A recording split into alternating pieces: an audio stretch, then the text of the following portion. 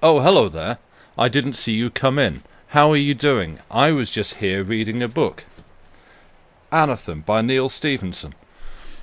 How are you all, chat? I am the books. Lucy is the book. We hadn't really we worked out we were going to do a bit. And hadn't worked out what we were going to say. Yeah, didn't really, It's book week. We walked into a cul-de-sac. Yeah. It's book week. That's French for joke with no punchline. It's book week. Whoa. Book week. I have You have many leather-bound books, except none of them are leather-bound. none of them are in focus. No. Are any of mine leather-bound? I don't actually know. I think, maybe? No, he's not leather-bound. No, I'm vegetarian. That's not true. I have books, I have cat. What more do you want? You're peering round yours like it. Literally, all you've got is Perfect Susie and Hetman. Perfect Susie. Yeah. Oh, brilliant! Is that all you can see? Yeah. Oh, incredible! It's word perfect. Good om. Good om. Yeah. I think everybody knows what good om is. Yeah. So for reference, chat, 1, 2, 3, 4, 5, 6, 7, 8, 9, 10, 11, 12, 13, 14. I have 15 books in front of me, on my desk. And none of them have fallen off yet. I've got so many books I need to put back up on the shelf. Also, actually, yeah, how are volume levels? Because I can see that I'm peaking quite a bit. I have turned my gain up. I'm going to turn myself down. I'm gonna take the books away, one book at a time. Otherwise, bad things will happen. If you repeat books and cats, it's something you're beatboxing. It does. Books and cats and books and cats and books and cats. Also, I'm doing got a slightly different camera setup, which I'm trying so that Lucy can actually see me as well. Yay! Hi, chat. Because that's important. The important thing is seeing my face. It is. I have still lots of books here, so I'm now leaning on them. Good. I will put them down. I have 1, 2, 3, 4, 5, 6, 7, 8, 9, 10, 11, 12, 13, 14, 15, 16, 17, 18, 19, 20, 21, 22 books and a game manual displayed behind me. Nice. Which I'm going to have to put away after. No, the game manual is actually, it's not even for a game that I own. Why'd you have it? Because the artwork for the game is really cool, and it's one that I, because this was the developer's choice. We're just going straight into this. The developer's choice was hi chat, I exist, yeah. It wasn't books, it was me! All along. Yeah, I'm actually a shapeshifter. I turn into books. And slightly out of focus. Yeah, my camera does a thing. Come on. Okay, you look like you're green screened. I do, don't I? Yeah. There we go. Hey, nice. Because of the lighting. Yeah, so no, this was a game that I like the look of. I intend to get it at some point. I just haven't got round to it yet. It's a sort of strategy, space strategy thing. It's very difficult. But it's got extremely good artwork. And the developer is okay, well, I want to kind of go old school with this and actually have a manual, but I'm only releasing on Steam, so I'm going to do a print-on-demand manual for it on Amazon for £5. So I was ordering some other stuff from Amazon. Yeah, I'll get the manual too, because the artwork in it's very good. So nice. I have that now. And that's also up there behind me. Excellent. But yes, welcome in everybody to the opening stream for Book Week. Week. One day we'll come up with a better title for it. We will, but also Bweek is very satisfying to say. As was Bweeve yesterday. That you came up with. Book Week Eve, nice. Yep. Week. But yes, hello everybody. Hello. How are we all doing? We've got and good news, Two Penny Raven, your mum's finally out of the hospital. Yay! Yes, good, marvellous. That's super good news. I Congratulations. hope things continue to improve. Yeah. Indeed. Yeah. Yeah. We're here. We're surrounded by far too many books. Yeah, we have a book problem. It's I have an overcommitment to the bit problem. It wasn't even a particularly extensive bit, and I still decided. Queek the Geek, nice. Queek likes Bweek. Okay. Excellent. We did not name it because of that, but also that's perfect. Welcome. Hi, how you doing? Yeah, I know. I still need to read this. I got this for. Oh, it's so pretty. Yeah, the artwork in it is too good. Stunning. Maybe I should do that later. I don't know. This is. Have I shown this? I must have shown this one. Oh no, it's getting dusty. No. Yeah, it's that kind of textured just cover like that will fabric. absolutely just attract dust. Yeah, it does. It has. It's even got like a thread that's come loose. This is The Mysteries by Bill Watterson and John Kascht, I guess. Kascht. I'm not entirely sure how to pronounce that. It's real good. Like that's the front cover. There's the artwork for it on the front. And it's just all illustrations like that. It's really nice. Spooky illustration stuff. Yeah.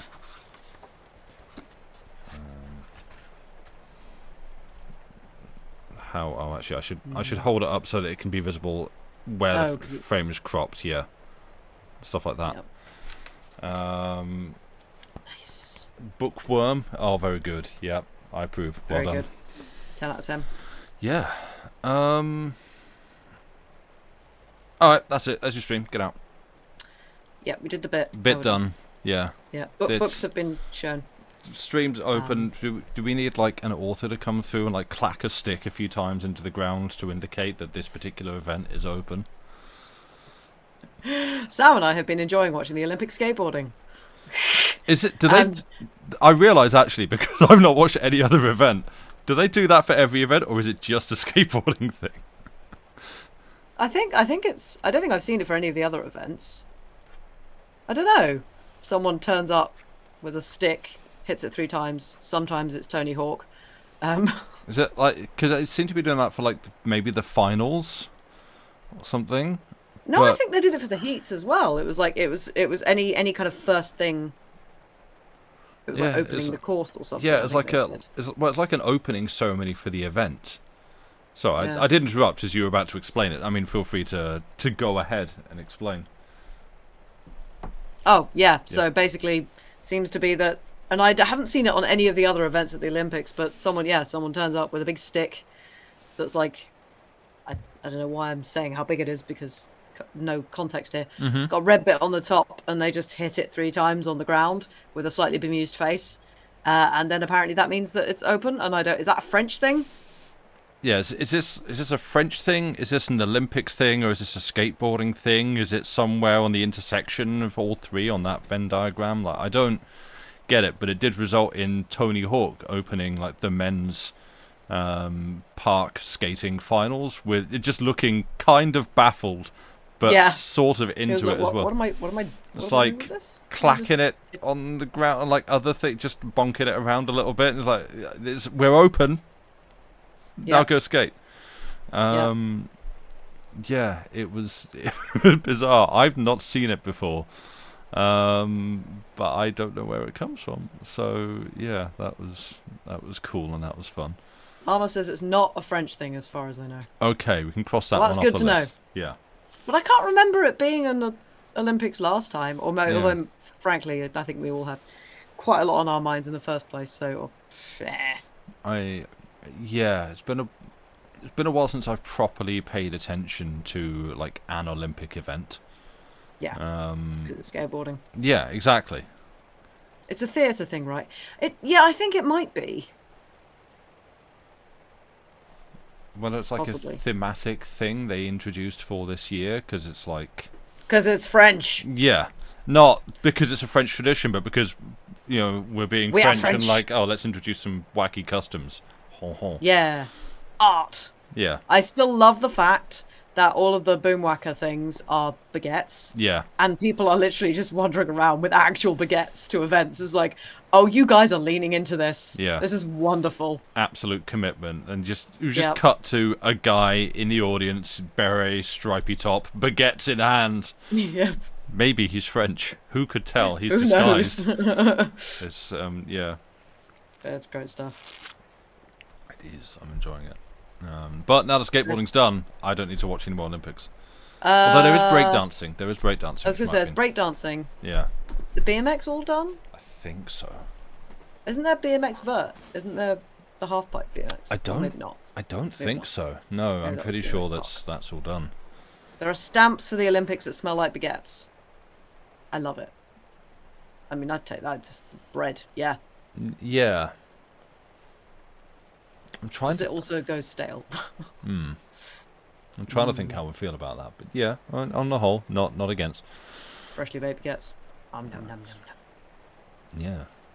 Anyway, this is Book Week. Hi. What do we have planned for Book Week? What can our lovely audience expect? Quick, let's go back to where I'm. Also, there's going to be. It's on the Discord. It's on the Discord. There's going to be accidental mouses over the thing. Oh, does this not actually? How bad? Oh no, you just get a mouse cursor on, and it like. I think we actually get away with. Okay, we got like a little bit of dimming across the top and the bottom where I've got it, but that's not too bad. Oh, hello Sherlock. Yeah. Yay. And hello to Jason Isaacs. Plot twist, no books at all. No, exactly. We just films. Not a single book. It's all films this week. Film adaptations of books. Oh God. Which does remind me, actually, I did have a suggestion for something that you might want to read for when we're like revisiting old stories on Monday. There is one thing. We're revisiting old stories on Sunday. On Sunday. Sorry, yes, on Sunday.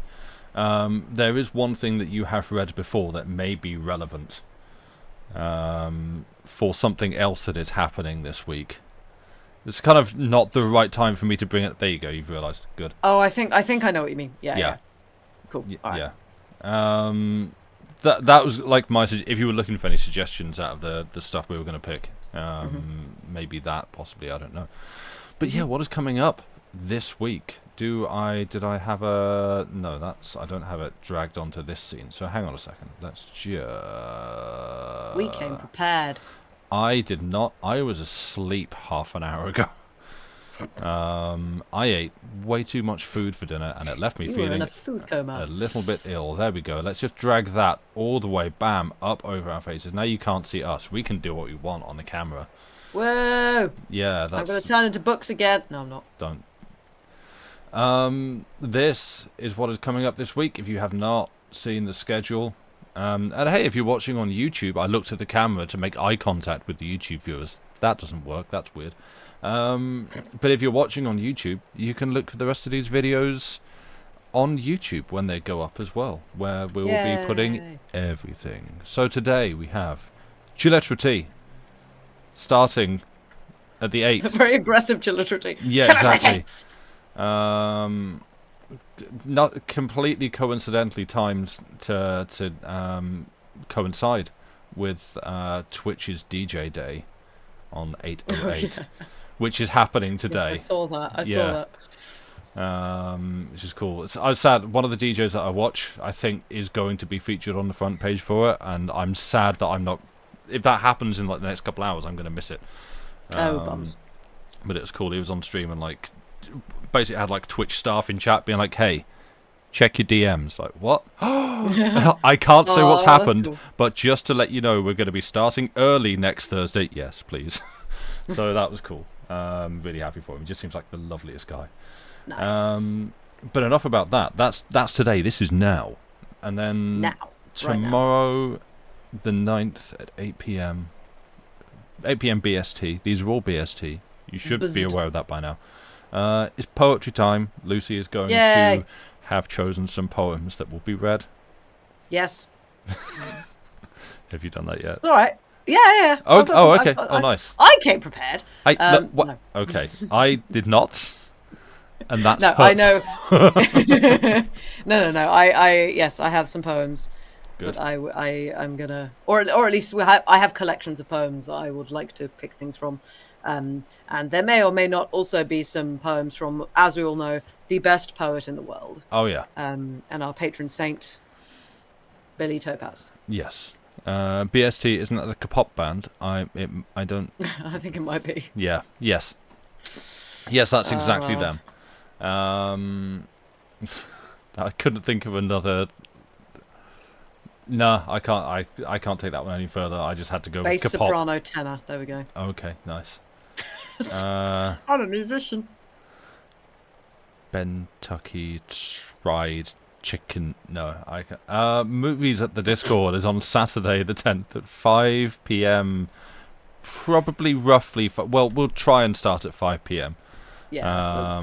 there'll probably be some technical difficulties knowing us. Absolutely. I haven't yet fully entirely worked and tested out a setup for that yet. Better starve together? Nice, that's a good one. Very good. Or just won't starve together. Yeah, but we have it. The film we have is Dead of Night. It's very good. Lucy and I have already seen it, but we'll be watching it again with you, whoever is there to see this. It will be on the Discord. We will not Indeed. be streaming it on Twitch. We'll be putting it on the Discord. We do not have the rights to stream it on Twitch. And we do not. Why are we doing this accent? But yeah, I don't know. That will be. We're talking about baguettes. We started with it'll be movie night. It's movie afternoon. But, yes. Yeah. Hopefully that means that some people will be able to turn up who wouldn't have been able to otherwise. Yeah, it's a Saturday, so hopefully more people are free at that time rather than at work and stuff like that. But yeah, we'll be doing that on Discord, so we'll be just hopefully streaming it on a channel. Anybody who doesn't know where our Discord is, that's our Discord. Yeah. So come join. And for those of you who are not joined. Yes. We're a cool bunch of people. Everybody's lovely. The more we insist it, the less convincing it gets. But yeah, that's Saturday. We will not be talking over things. That is not the intent. It's not like a Mystery Science Theatre riff over the thing and make jokes. We're going to watch a cool film and hang out and talk about it in text chat. We shall appreciate the film. Indeed. On Sunday, as mentioned just briefly a few minutes ago, we will be revisiting old stories. Last year we did stories from year 1. This year, I guess we might try and keep the theme to stories that we've read in year 2. I'm just gonna go back. It's good to, frankly, it's good to just reread a story that you've enjoyed, and we enjoyed a lot during year 2. A lot of good stuff. Yeah, and it's nice to just come back and give them another airing. So we're gonna do that, and then on Monday, you get yourselves a lecture. You've got music and literature. Music and literature. Yeah. Well, I will be talking about people who write music good in literature. And basically kind of, I guess, sort of music adaptations of books. When I say music, I don't mean like musicals. I mean it's gonna be classical music, sorry everybody. But there are a lot of classical pieces, works. Obviously there are operas, but I'm more thinking of sort of orchestral stuff that has been inspired or draws from ideas from various books and things. So is there somewhere better I can actually put this so that if I make it smaller, let's put it like, I don't know, down. Is that impossible to read on stream if I put that? So you can actually still see our faces, because otherwise we're just sat here talking away animatedly. Is there homework? There is not homework. Nope. Yes, there's homework. I mean, there's one piece that I might say everybody should go listen to because it's cool, but maybe not. We'll see. I might also have a rant about music written badly in books if I can find any examples. Yeah, Tolkien. No, Tolkien does it well. Well, there are too many verses, but yes. Yeah. Anyway, then after that, considerably less educational. I don't have like a Sam's Preferences sort of lecture stream done this year, because instead I have... Because your preferences are the same. Yeah, it was just going to be the same thing. It was just going to be sci-fi. Yeah, I was just going to read some stuff. But instead, I have this... I haven't actually seen the cover of that. That's really nice. It's cool. It's good fun. It's 10-minute stories. This has got other stuff in it as well, day and night stories, and like something else as well, the Farmhouse on the Hill, a ghost story, which actually, I should read that as well. So yeah, this is just like a whole like shotgun blast of short Algernon Blackwood stories. They are like intentionally short stories. So like I feel like the quality is going to be all over the place. I feel like I'm not going to read all of them because that's still quite a lot of stories. But it means we can get through a few. So yeah, we're just going to like, I'm going to try and read as many as I can beforehand, and then possibly see if I can't come up with some other way to, like, sort of like a dice rolling kind of, okay, here's the number we get, here's a story we read, that kind of thing. Because there's, what, 20 however many? Damn. I can do... Also, hi, Thunder. Hope you're Hello. There are welcome. 29 10-minute stories. So 290 minutes. we're not doing all of them. Oh, what a shame. And they take longer than 10 minutes to read. But, yeah. So... Marathon stream. We did actually possibly consider this. This was mentioned as a consideration, yeah. Yeah, I think we need more people involved. Yeah. But that would be... We've kicked the idea around a couple of times for how we could do something like that. Yeah, do like some kind of charity marathon stream. Would be quite fun. I mean, maybe this could be the book for it. Like if we all had a copy or something like that, and we just just kind of pass the stories back and forward, just go. Yep. Next. But yeah, so I'm just gonna try and get through a bunch of those in some form, and we'll see how that goes. Should be a good time. And then after that, that is at 5 p.m. BST. We have that down. So that'll be a little bit earlier in the day, hopefully helpful to some people.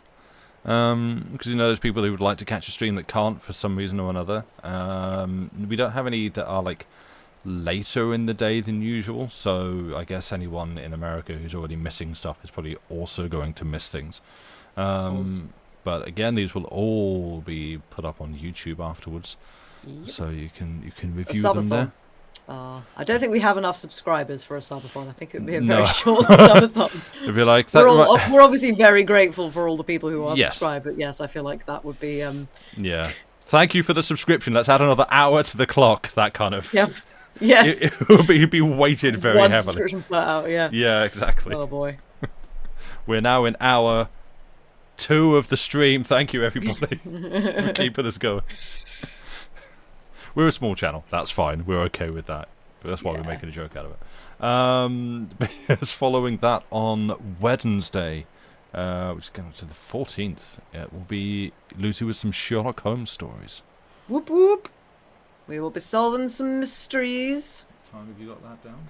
I can't. That's my normal time. 9 p.m. 9 p.m. Okay. That's the basically normal stream on Wednesday. I will be reading short stories, but I have actually decided what short stories they are ahead of time. Nice. My goodness me. I didn't even say anything. And to be fair, anything that I say along those lines is 100% projection. It is because I don't do the thing, and so therefore I'm like deflecting from me onto someone else. But it's me. I'm the one that is ill prepared. Back once again with the ill prepared. Hound of the Baskervilles, possibly. I'll see how much time I have, because that's quite a long story. I would also like to read like the Red-Headed League, possibly the Orange Pips as well. The shot called in chat. Yep. I guess we're reading the Red-Headed League. I was like, am I hearing you on a delay? Because chat's writing that before you. Yeah. No, like that was said in chat before. Actually, named your hometown, Two-Winner Raven. Nice. That's cool. And then to wrap things up and round things off and bring the week to a conclusion, a mystery stream, which we do actually know what it is now. Yeah, we have. But we're still gonna leave it a mystery for you guys. Yeah, dude. Because we thought that could be fun. I never know whether it's better to do that or not, to be like, oh, it's a mystery, whether people turn out for the mystery, or whether actually just saying ahead of time what it is gets people to go, oh, I'd like that and look forward to that. Yeah. I mean, I feel like everybody's going to like it. Yeah. Oh, they will. But they don't know that because they don't know what it is. No. But if we say, you're all going to like it... Yeah. I don't know, chat. Will you like it? Pick 1 if you'll like it. Pick 2 if you think you won't like it. Anyway, that's the week. That's the week planned. Fun, cool. We'll probably say before then. Maybe we'll announce it on another day. What's happening? We could do some kind of like. See, now I'm thinking of things that I should have thought about like 3 weeks ago. Oh yeah, this is the case. We could do some kind of like every day of book week, a little corner of the like, as there's an image, a little corner of an image gets, or like a word. Oh, maybe like every letter gets gradually.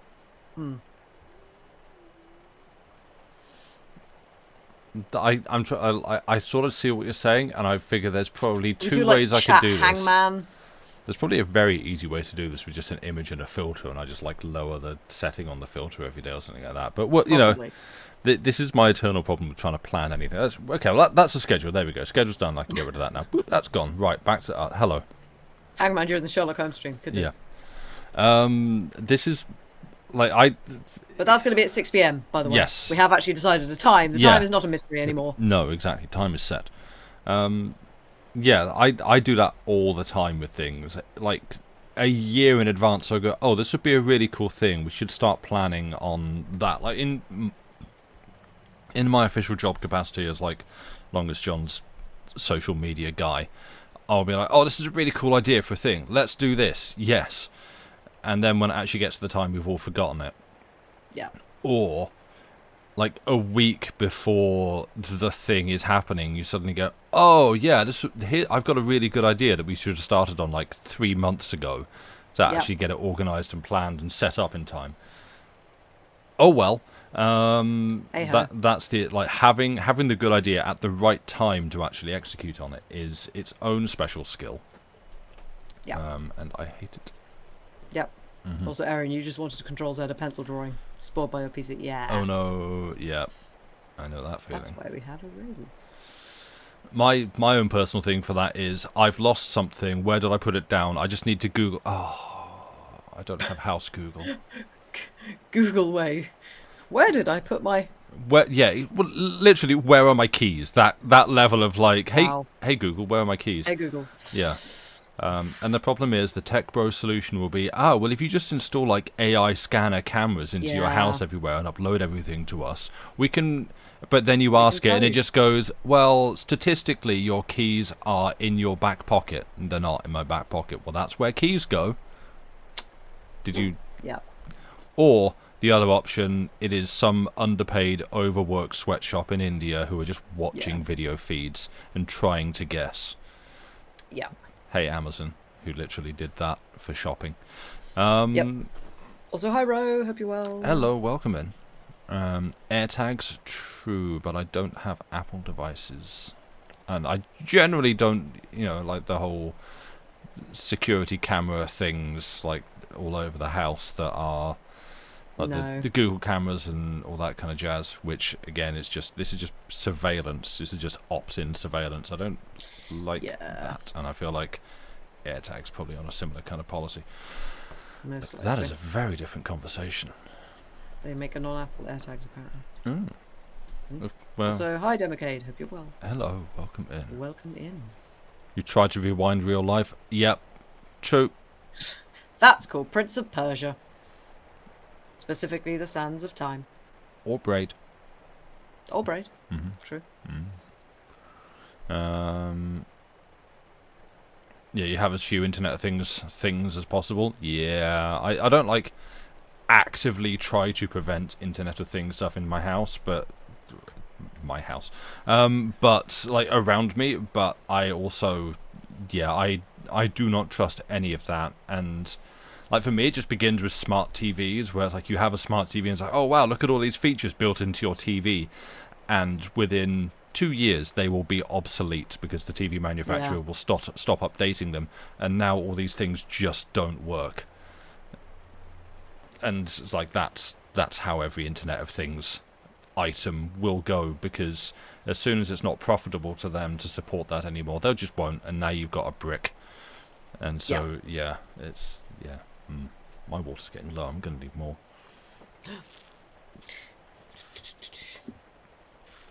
You also used to have a computer in the same room as your mum. Remember one time when you wanted to poke on the shoulder and try to use mouse cursor? Nice. That is quite impressive. Were you, by any chance, extremely tired at the time? Because I feel like I've had that sort of thought process when very tired. Yeah. You have a 15-year-old TV and you just plug into a computer, or you plug a computer into it, bam, smart. Yep, same. That is literally my second screen. Well, it's not 15 years old, but might actually be 10 years old. 10 or 11 years old. I think I got this for my 30th birthday. Wow. Maybe, yeah. But yeah, that's us. That's this week. How are volume levels okay? I see both Lucy and I are peaking a lot on the old monitors, but then OBS's audio monitors are just a real nightmare to work with, because if it's like, because I had this with the podcast with Dave the other day, that like if my mic is getting up into the yellow on here, that's too quiet, or it feels too quiet on stream compared to everyone else. But if it goes above that, it's like just peaking and blasting everything out on OBS, not on Discord even. So I never know what's the right setting. The chat's saying it's fine, so good. I'll take that. I need to upgrade this compressor. Did everybody know that there are words in I may have picked the book up. The historical Scottish word hoard. This is apparently Scots have got a lot of words for snow. Apparently, feefle means to swirl, snow swirling. Smur, SMIRR, is a smattering of snow. Unbrack, the very beginning of a thaw. Flindrickin, a slight snow shower. And flother and figurin, both a single flake of snow that might be a harbinger of more. I wonder if any of these. So I want a flother and figurin. That's great. That does bring us round to a topic, because I have Kidnapped, which I've been reading. And people seem to have been like watching the YouTube VODs for this, which is really lovely and encouraging to see. It's good. I mean, your Sherlock Holmes one has like already become one of our most viewed VODs. Well, people like Sherlock Holmes. They do. It turns out that's where the money is. But yeah, Kidnapped. It's just where the views are. Robert Louis Stevenson. Well, yes, there's no money in this. Don't worry about that. This, because it's set in Scotland. And written with a lot of Scottish dialect, has like a glossary at the back of all the Scottish terms. Oh, fantastic! Yeah. Oh, that's great. Love that. I just wonder if any of those. Apostrophe all. Ain once, ants. Sorry, ain one, ants once. A soil, acquit Scots law. Bairn, child, baith, both. Yeah, bonny, beautiful, fine, handsome.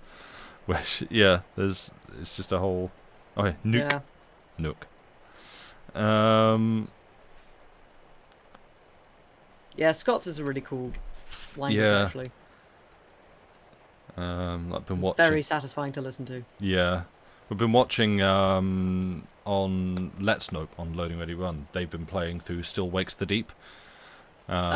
Which is kind of fun, because obviously they are Canadian, and so having a much more drastic introduction to Scottish dialects, but have been enjoying it. And just like Northern English dialect as well. Yeah, well, it's largely Scottish, but yeah, you've got a couple of like Northern English characters. But yeah, that's been a lot of fun. Just watching them like, oh, I like that word, or what the hell does that mean? And I'm saying like, it just means, oh right, yeah. Yeah. As you Watership Down, there's a list of bunny language translations at the end. I haven't read that in years. Oh, I don't think I could. I've seen. Pretty. The animation was bad enough. Oh boy, the book's worse. Yeah, I can imagine. It doesn't pull any punches. It is flipping grim. Yeah, same lava. I'm like. But it is very good. I'm good. I watched that as a kid a few times. Yeah. It traumatized me every time. Yeah. It was amazing though. The animation was genuinely very good. Oh yeah, it is not a knock against it. It's traumatizing. It's a remarkable piece of art.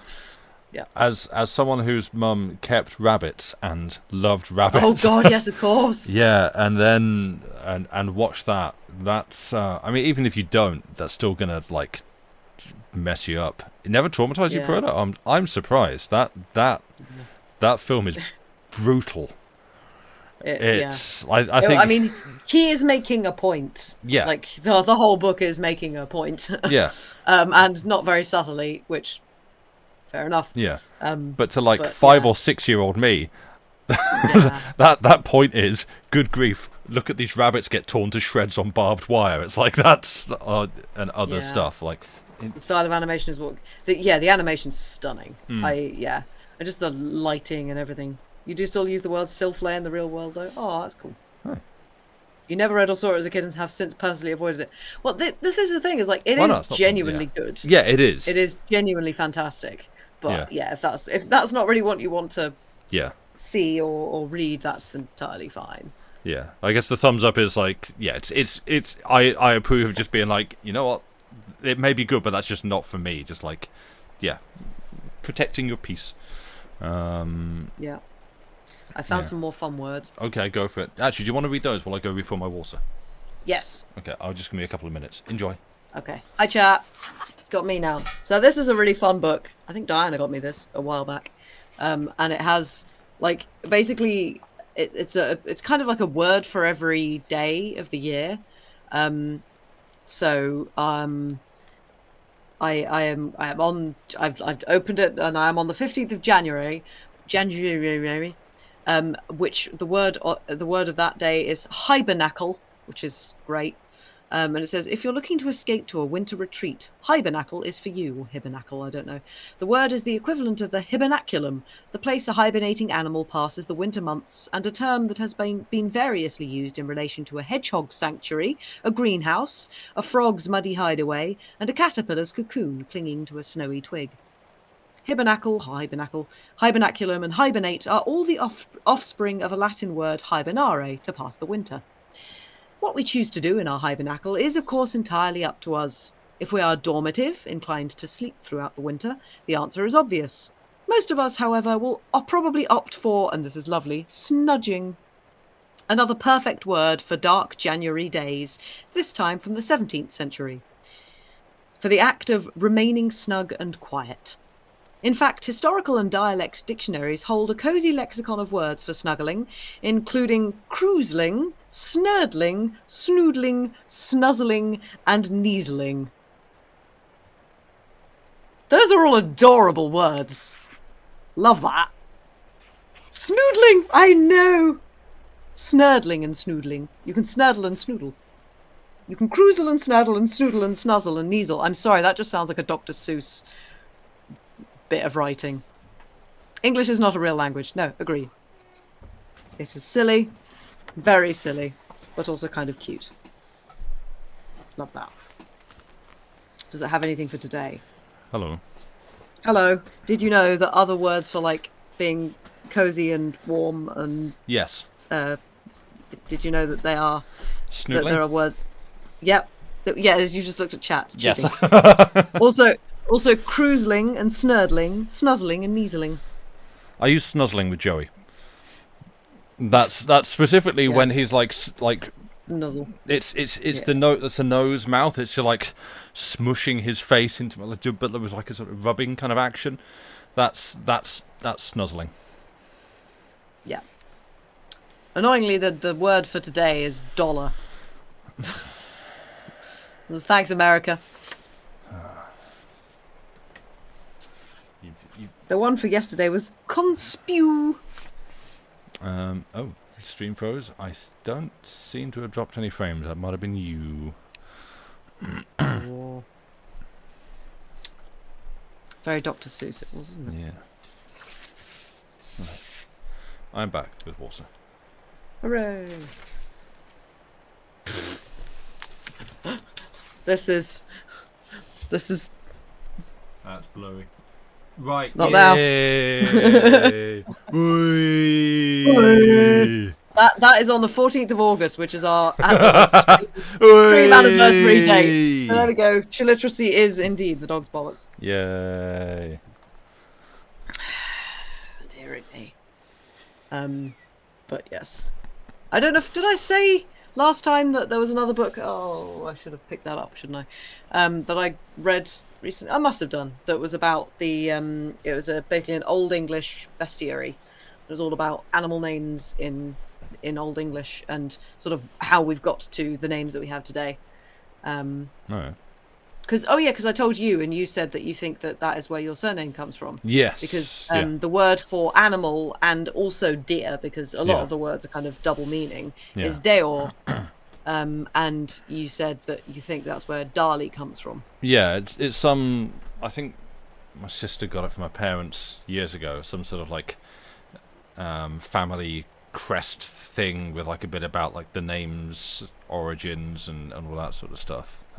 This is a long time ago. This as a gift, so I don't know how like accurate it is, because it's the sort of thing that could very easily be in the whole realm of like, oh yeah, I bought you a plot of land on the moon, or I named a star after you, and it's like you can't actually do that. And so this could be from that same realm of like, yeah, just tell me a name and I'll give you like a full family crest and the like heritage of that name, and you're just have we already done this?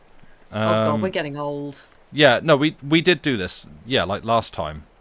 Oh, because what we said? Wow, I just full on forgot that we'd done that. Oh right, no, yeah, we literally did this on stream because I was here and you'd said something about day or something. I was like, have I said that's we're just we're going back to the same conversations again. This is the problem of having conversations over the internet. I can never remember what I've said to you off stream. I'm just laughing because we had I watched my Twitch chat just like glitch and freak out for a second because someone's posting weird cat. I do. Hello. Goodbye. Someone's posting weird characters. Oh, weird characters. Yeah. Yeah. Old English deer or beast deer, Leah. Mm-hmm. Surname was taken to Ireland in the 17th century. Yes. I guess you've got Irish ancestry. That explains why you're so ginger. Scottish ancestry I do have, but... Yeah. I think I've got Irish ancestry somewhere. Yeah, obviously. Yeah. I think I have Irish somewhere. Yeah. There's ginger somewhere in my family, and I know this for sure because my brother's beard is ginger. Which he's been trying to resist for years. I don't think that's a race or nationality. Yeah, it is. It's Irish.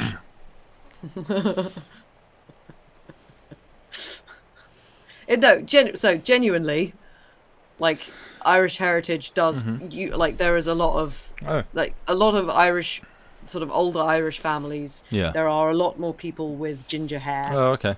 Than there are in other places in the UK. Oh. I think it genuinely is a thing. All right, not fair enough. Obviously, you don't want to stereotype it. Well, I was going to say that there is a problem that's also kind of taken us the problematic stereotype to make fun of and bully people. And it's like, right? No, but I think genuinely, I think it might be maybe not necessarily Irish, but certainly a Gaelic thing. So, the origin of your surname is rather horrifying, involving butchering. Oh, lovely. Your last name is allegedly Scottish. Nice. I have no idea what my surname... Well, I don't think anyone in my family... My dad has tried to find out, and he's still not 100% sure. He thinks it might either be possibly Welsh or maybe Germanic of some description, but because it's almost Humphreys, but it's not. Yeah. It could be coming from, like, belonging to Humphrey. Yeah. Basically. There's plenty of names in Scotland. Means a rock. Nice. Nice. Sorry. Aaron said there's plenty of names in Scotland that do have tartans, but some shops will come up with them if you ask if you have one. Yeah. Well, because like my mum's maiden name, like technically does have a tartan, but it's I think it's like Hunting Stewart or something, which is just it doesn't have a tartan because that's just like the general purpose. Oh, you don't have a tartan? Here, have this one, tartan. So it's like we have a tartan. It's the same one as everyone else has that doesn't have one, so nice. No. But yeah. Don't know the etymology of your surname, but your alleged ancestor was kind of historically important here at some point. Nice. And you have some mildly important French person back in your family, Andy. Also nice. I think I have a poet not that many generations down mine, which does not surprise me. McGonagall? Oh, I wish. I would be so happy. Yeah, I wonder if actually. Somehow I was related to William McGonagall. That would be amazing. I wonder if he shows up anywhere in my family, because as I say, like mine on one side goes back to Scotland. Scotland's a big place. It is a big place, but if again, it's like Scotland's quite a long way from Darley. It is, but I've never researched this myself, but what I have always been told is that essentially mine goes back to I don't remember the actual name of which king it was, but he had the nickname Crookshanks because like being bow-legged and stuff. Who apparently Adam has mentioned him so many times. Yeah, and apparently like had a lot of illegitimate offspring, and I think like my family tree goes back to one of those illegitimate offspring. And so it's like if way back there you've got a king who, should we say, got around quite a lot. That's what I'm like. There's a greater than zero possibility that somewhere on the big, wide, extended roots of this family tree, there may be an appearance of McGonagall. It's not. That would be cool. It's unlikely. Yes. It's. I also may have just sent my brother a message asking which king is Crookshanks. Great. Wikipedia is right there. It is, but also I have a brother who's basically a historian. Fair. He knows his like, especially medieval history. Yeah, it always feels absurd bringing it up because it's like, oh, you think you have some kind of royal blood? No, I absolutely don't. But it's just funny to me. Fair enough. Yeah. Some as well as there may be poets. Lots of poetry in Wales. Yeah. Mm. If you go back far enough, we're all related, basically. That is true, Lama, yes. We could actually technically claim McGonagall, yeah. Oh, here we go, this guy. Oh, we got someone. Is that him? Hugh Capet, apparently. Your mum found some connection to some descendant of his? Hell yeah, let's go, Andy Pants. We related.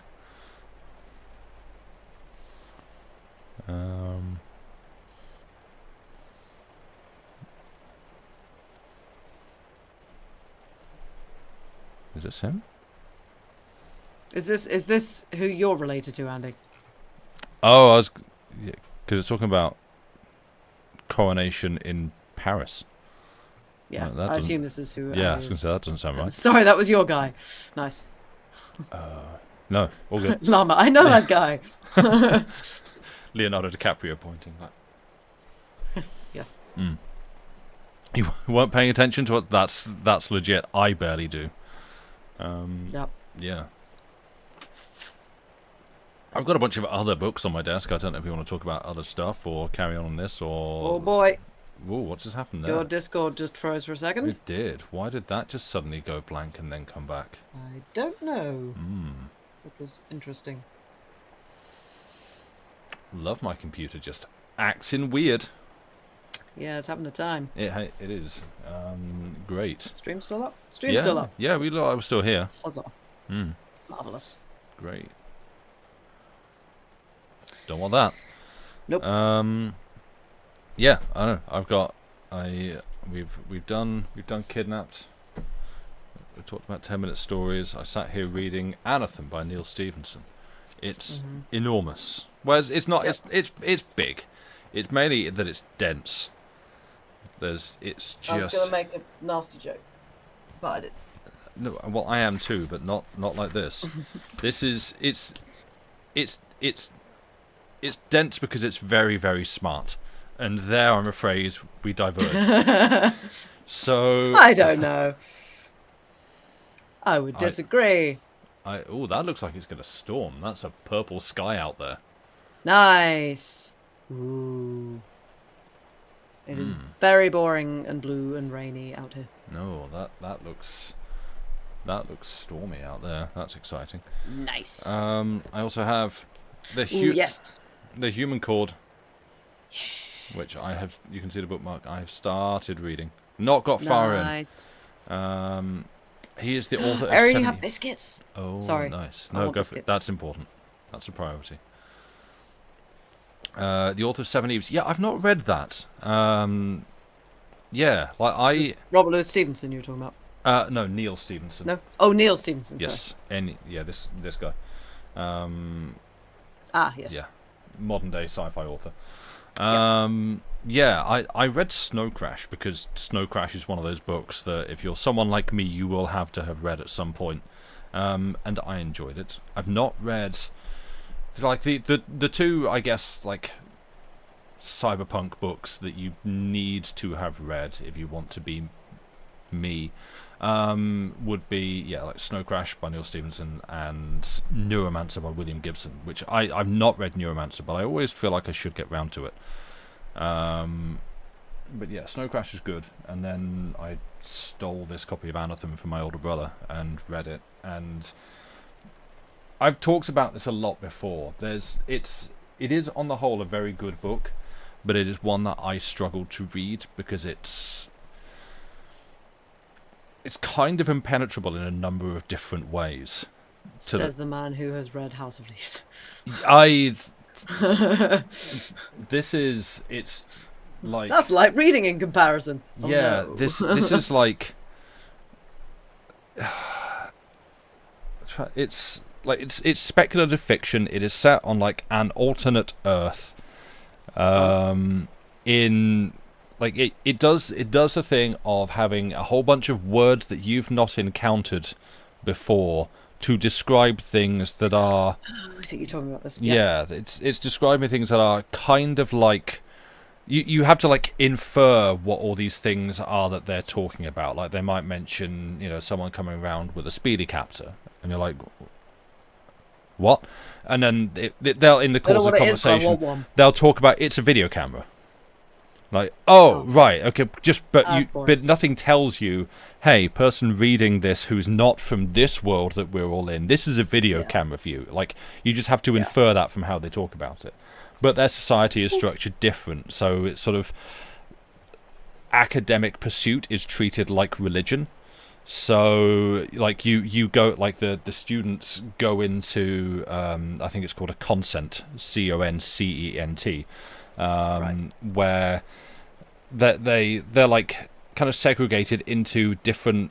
I was literally reminded of this recently because I just like on the Wikipedia page, into different groups where it's like without remembering the language that the book uses to describe these things, it gets harder to like reword it and phrase it. But like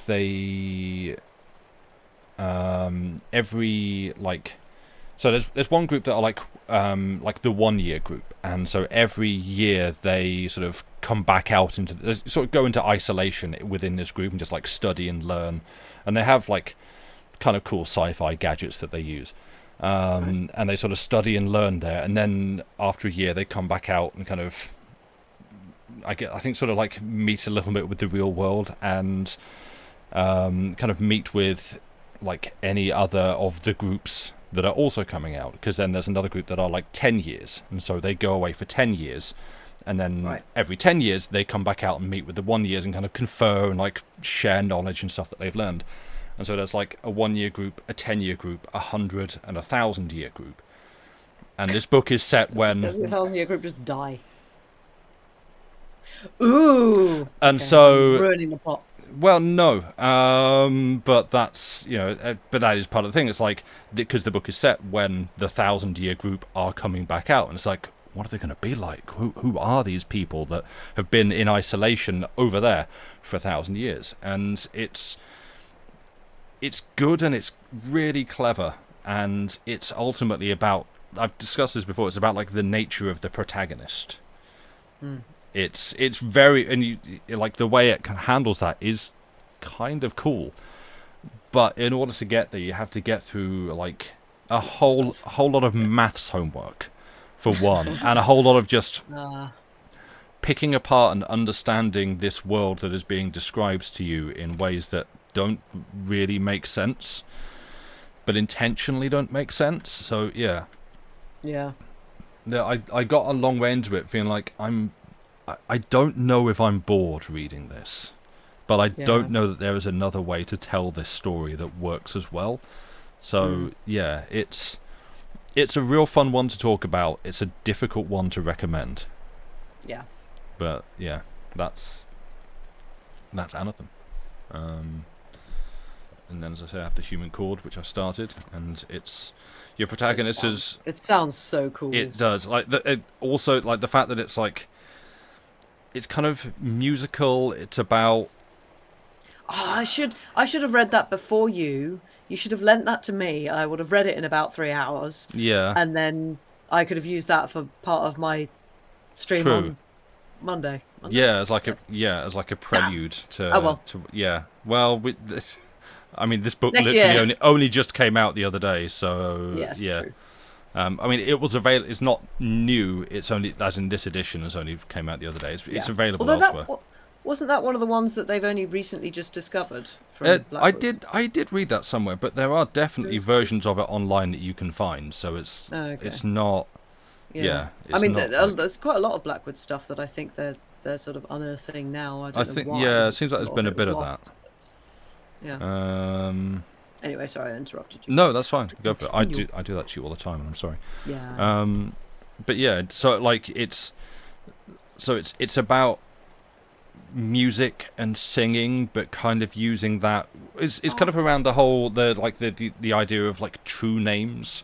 And like, a name giving power, and if you understand something's true name and can speak it properly, then that gives you power over it. And like combining basically Name of the Wind, then. Yeah, kind of. Combining that with singing. I just realised the cover's also in relief as well, so it's not nice. flat, but it's like the illustration is also, you can feel it.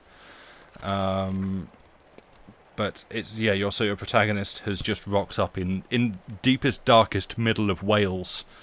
To meet a true wilderness. Yeah. How is the guy described? Welsh. No, Mr. Scale, Mr. Philip Scale, Skale. So it's not. Oh, okay. It's not too on the. But it's. I mean, it's like, very on the nose. Yeah.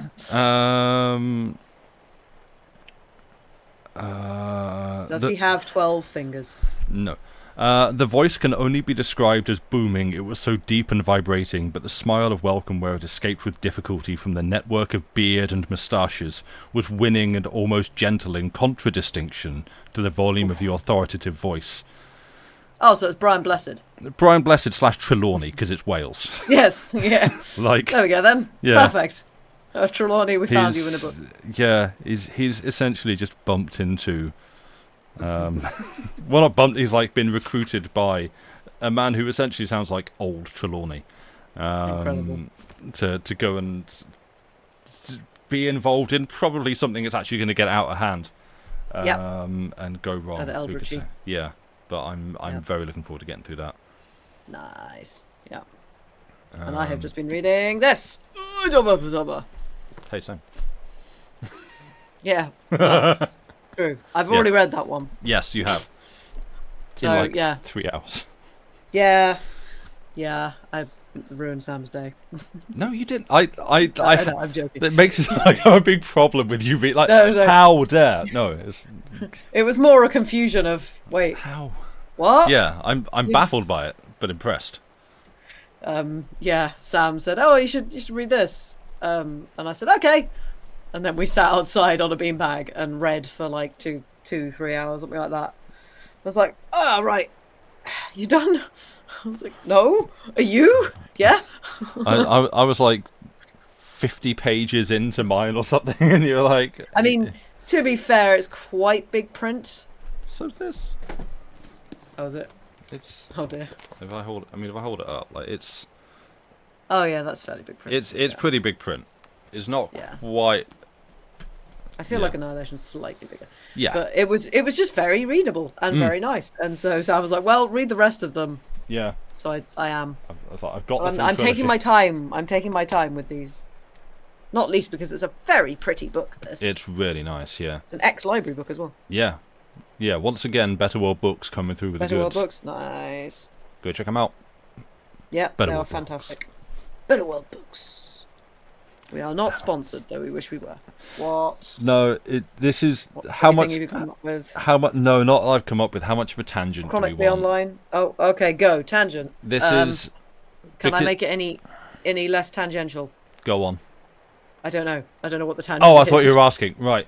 So this is an old Day 9 bit from Mostly Walking, where they were... Because... So no, I can't make this any less. No, good luck. This Gaming. is just... This isn't a rant. The problem is, this is something that's probably not going to mean anything to anybody but me. And, well, Lucy's watched Mostly Walking. So Day 9, streamer, former StarCraft pro player, now just streams whatever the hell he wants on his channel. Really good guy, really lovely, really like insightful. Will often just park what he's doing to talk about something like thoughtful and insightful. It's sometimes about like games and game design. Sometimes someone will ask him just like a real curveball of a life lesson question, and he will genuinely give some good advice to it. I'm impressed that someone can just come up with that on the spot, because it's stuff that would floor me. But he has a regular stream on his channel called Mostly Walking, which has been now going for, I think, 10 years. Because, because they literally started doing a 10-year review where someone had put together like a whole bunch of like clips of best bits from the previous 10 years, which they were watching on stream. So they were watching themselves talking at like watching games and stuff and making jokes, and it's really, really fun, really, really funny.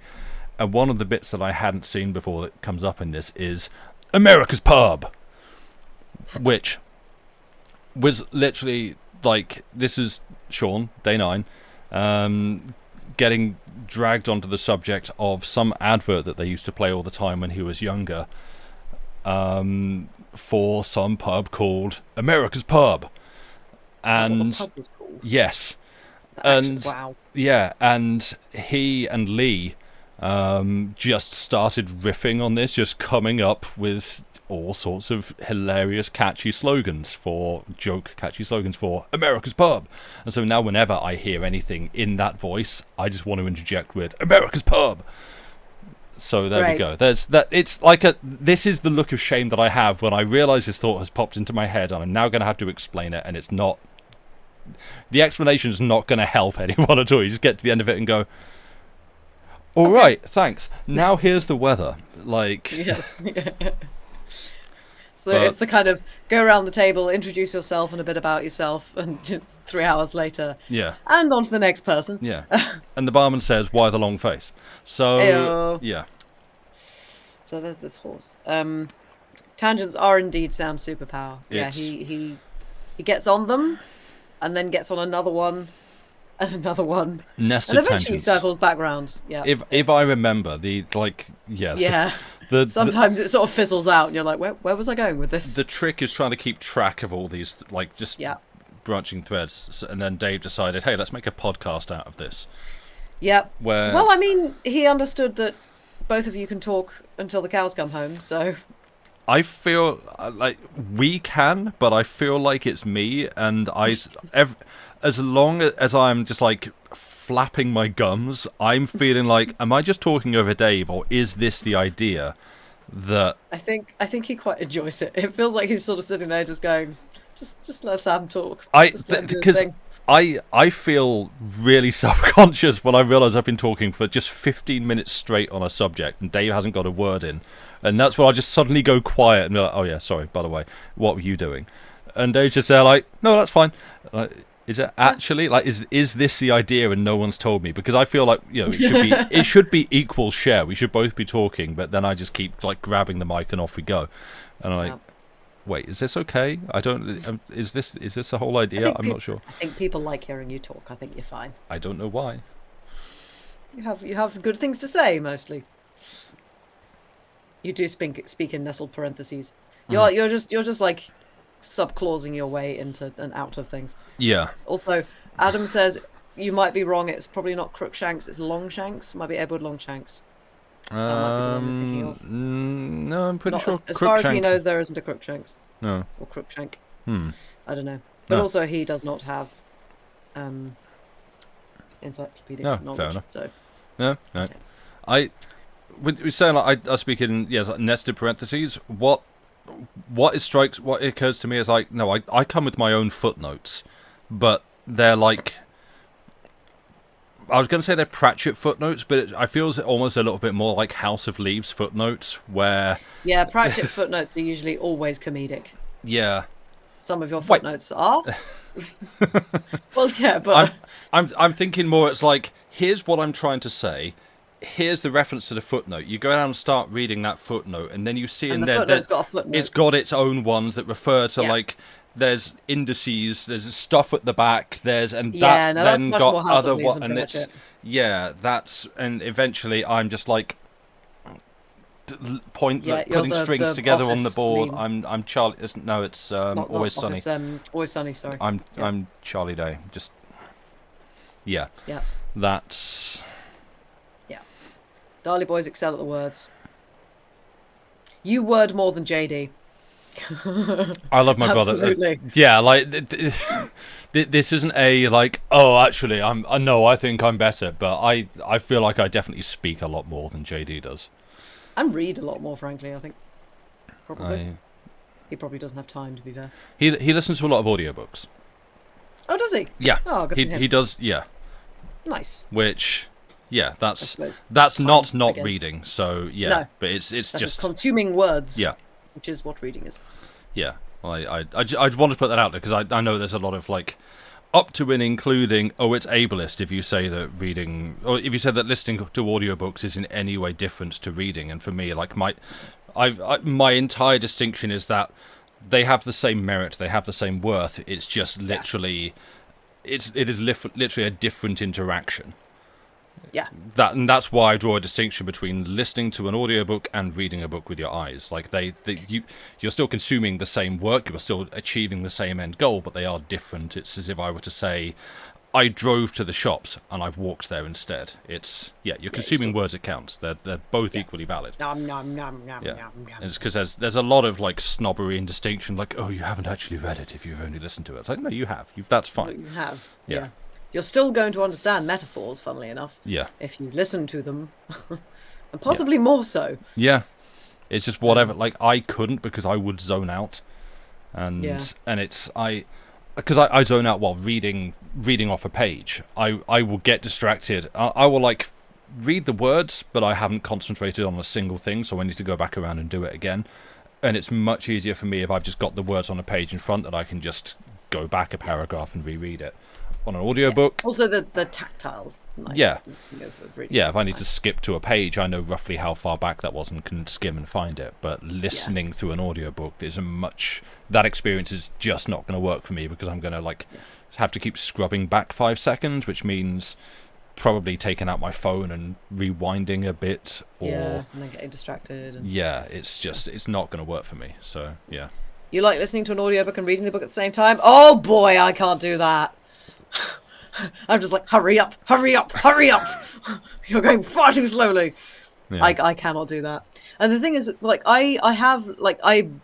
especially as a kid, like my dad especially, big Radio 4 fan in terms of like a lot of the Radio 4 dramatizations of books and things. So I listened to masses of, I guess, audiobooks, but just dramatizations, so not exactly word for word. And like, all of that kind of stuff as a kid. And I really, really enjoy that. But for me, I definitely have to have a voice, that I actually like listening to. And I'm sure most people who are reading audiobooks for, like the big audiobook companies and stuff like Audible, they're all going to have decent voices, but AI voices. Oh, don't. Don't. But for sometimes for me, I like, especially if I know vaguely what the book's about, if I sort of have encountered it, not necessarily read it, but encountered it and its themes and its characters somehow in the wild, then I'll probably have an idea of a voice in my head anyway. And then if someone reads it, that is going to be a bit like, no, wrong voice. But but I much prefer reading, because also for me it is devouring a book. It is like getting through it. It's something very satisfying about seeing all the pages that you have read and then the pages that you have yet to read, and it's just like yes. Yeah. Books. Having the author read it is not necessarily a good thing. No. I think I just heard Joey at the door. 1 sec. Carry on. The cat. But you read in express mode. I could not put it on 1.5 or 2 times speed. That would be doing a disservice to the audiobook narrator. That would be mean. But yes. No, you stay down there. Also, hello, first-time chatter. I know who you are. Ooh. I hope you are well. Speed adjustment for audiobooks is great for you too. You can read books, all kinds of situations. You'll be able to read a physical book, but it really depends on the book and genre. Yeah. I suppose yeah, as well as like, if you're traveling a lot as well, books are a pain in the what's it to take around everywhere. So actually having something in your ears is nice. Not bragging, but even at 2 times speeds, audiobook narrators are not keeping up with me. Ooh! I sense a competition! No. No. We did actually, I remember, this cropped up in my head the other day. I remember at school, for some reason, we had to, I think it was like a 6th form or something. We had like a life skills lesson, and it was something to do with speed reading. It was something to do with just like, I don't even know what it was for. I don't know if it was like something to do with like job applications, but you don't need to speed read for a job. I don't know. But it was basically sort of, here's some information, here's like a bit of prose, and read it and retain the information and basically repeat the information back or write it down or whatever. And I remember doing that, and I think I pretty much managed to write it word for word. Wow. After about half the time of everybody else, I'm just like, is this my superpower? Am I a mutant? This is great. But then it's like, well, actually, this has no real world application. Yeah. Because that is very much you are deliberately trying to speed read, and that was very much me just sort of absorbing all the information at once. Yeah.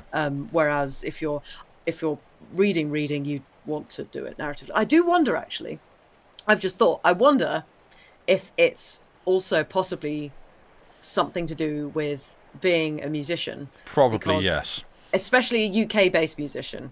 And because the UK is not very good at rehearsal time for classical musicians. You pretty much get like a rehearsal on the day of a concert, and that's about it. And therefore, we are like pretty much renowned as like the best sight readers in the world, because we don't get given enough rehearsal / money. So you have to get very good at reading music very quickly and accurately and stuff like that. Yeah, you're right there. Yeah, I'm just like it's fine. It's like, wow, you people are really, really good at holding your breath underwater. Yeah, that's because we're always drowning. Yes, pretty much. Like, yeah. One guy, for whatever reason, got in his head that you listen to audiobooks on 3 times speed and spent weeks trying to get to that level. Oh no. Oh dear. Wow, yeah, it sucks when a weird misconception about you gets out and everyone thinks it's true. Yeah, you're not salty about the Winnie the Pooh thing. No, not at all. No. I mean, you were wearing a white t-shirt and a red hoodie. Yellow t-shirt, but yes. Yeah, white t-shirt, sorry, yellow t-shirt. Yeah, exactly. Apparently I'm now colourblind. The iconic, aha! Let's not get into this. The next game of Yellow Car. No! Oh, so yes, so chat. No. We must have told chat this.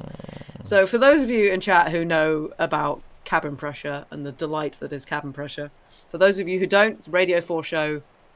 I don't know when it stopped, but a number of years ago. It's fantastic and wonderful. Everybody should go and listen to it. It's got Benedict Cumberbatch, Roger Allam. God, Stephanie Cole, Roger Allam, occasionally Anthony Head, and is written and also has in it John Finnemore. I was about to say Arthur Finnemore. No, John Finnemore, who plays Arthur, who is a delight and wonderful, and plays Yellow Car, which is when you see a yellow car, you say yellow car. Now, I have been saying yellow car for a long time, and I think like when I started doing it when you were around, you're just like, I'm not going to. You can't make me. Hey, chat. Guess who now plays Yellow Car? Out of spite. Just stop me from playing Yellow Car. Still playing Yellow Car. Except... Except we have different definitions of what Oh, yellow is. yeah. Gold isn't yellow. One of us can identify the colour yellow. Gold isn't yellow. Lime green isn't yellow. We're not even going to green and blue. Green and blue are even... Occasionally And yellow we found out that yellow. Dave is even more wrong. Sam and I also have an argument going about... like what... whether teal and turquoise, whether they're more green or blue. And then we put this question to Dave, and we both disagreed with Dave. Yeah, I'm trying to see if I've got like a good example. I don't have a good example on my desk, unfortunately, that I could hold up, and we could argue about this right now, but let's not. Yes, we could. Yeah. But I'm waiting Full for Joey shows on to bite my Internet Archive. hand. Nice. Oh, is he down there? He's sitting on the floor. He's looking very cute. He's looking very sweet. It's like, hey, I just want first. I just want first. I just want first, and I'm giving him first, and eventually he will just latch. Yeah. Won't you? So you'll see me. You say gold is yellow. You're wrong, llama. Gold is from the yellow portion of the spectrum. Peach not being a shade of orange is a hill you would die on. Peach is its own colour. Peach is kind of... It's between orange and peachy. pink. Yeah. One of your favourite cabin pressure bits is the rugby final episode. Yeah, that's a good one. I can't remember what's my favourite. People do genuinely see colours. Yes, true. Yes. Well, and also, I've been thinking about this a lot, because it keeps happening. No, this for context, this is obviously not a serious argument at all. But I've just been thinking that, like, it is. Okay, it's for Sam. But it entirely depends on what you've been taught as a child. Why sort of whether you are taught, for example, turquoise is on the more on the blue spectrum, or whether it's on the green, like whether you lump all of these together in sort of general blue and you lump these in sort of general green. Oh, we were taught critical thinking to make up our own minds. Oh, belt! You absolutely were not! That's highly ironic, given your school. Yeah, sure. Mm-hmm. Evolution's a thing, right? I had to take that one. Ouch. Yeah. You've never heard that turquoise could be green. Thank you, llama. You're wrong about the gold and yellow, but you're right about this. Oh, I see. Oh, I see how it is. Yeah. Also, Lady Misopheles doubly sentimental towards Gdansk. Yeah. There's a very funny graphic about how graphic designers see colour versus regular people. Oh, God. Yeah. It's also affected by your language. Is it really? Oh, I suppose, yeah. Different colour words and delineations for what are different colours. Yeah. That's true. I suppose. Turquoise is most definitely blue. Hey, Sam, turquoise is blue. Says who? Both Llama and Queek the Geek. Not and if me. I delete their messages. No, you're not. No, stop it. Timed out. We're not censoring blocked. chat. You're all blocked. None of you are free from sin. The dress was yellow and white. Yes, Llama. Oh, blimey. I honestly can't remember. It's, well, gold and white. I think I saw it as both colours. I did get to a point where I could, but Yeah. if you, any time, like the first time I look at it, if I put it up on the screen now, one, we'd have a big argument in chat, but two, I see white and gold. I do not see blue and black. Fair enough. Yeah. Turquoise is perfect, Arian. It's a good colour. Teal also. Teal is very nice. Nice colour. So yeah, I'd say teal is more on the greeny spectrum, but it's still blue. Yeah, fair. See white and gold too, Barolo? Yes. How did we get onto colours? Yellow car. Oh, because I was talking about radio shows. Yes. Yes. Teal doesn't exist in French. Really? Huh. But it sounds like such a French word. It does, doesn't it? Teal. C'est teal. Well, because teal is also a name of a type of duck. I think. I'm pretty sure. So I think maybe that's what it comes from, the sort of the iridescent. It's also what happens if you misspell the name of the guy that sung Kiss from a Rose. Nope. Seal. Thank you. I don't know a lot of pop culture references. Doesn't exist in Swedish either. Oh. Apparently teal is from Dutch. Hey, nice.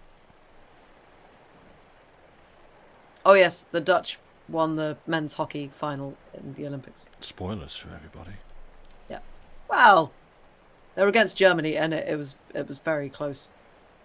Basically, the Olympics is, if I'm not supporting the Brits, I'm usually supporting the Dutch, just because I appreciate the dedication to colour. Yeah. It's like every other country has had different colour, like, strips and things over the years. The Dutch, orange all the way. It's like, yes. Go the oranges. Wonderful. And also, it's just like, it's so great because you can see all the fans in the stands. It's like everybody's wearing orange. It's like, I wonder who they're supporting. It's just like, yeah, they know what they're doing.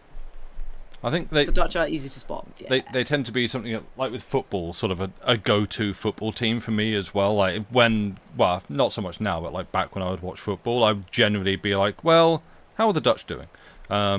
Because they would always have a very fun to watch team, and it seemed like a cool, also I have not met I have not met a mean Dutch person. All of the Dutch people I have met are lovely people. So. I'm just going with all the Dutch and ice. Yeah, orange is a good colour. Orange is good. Orange Twitch. The name for teal does come from the bird. Yes.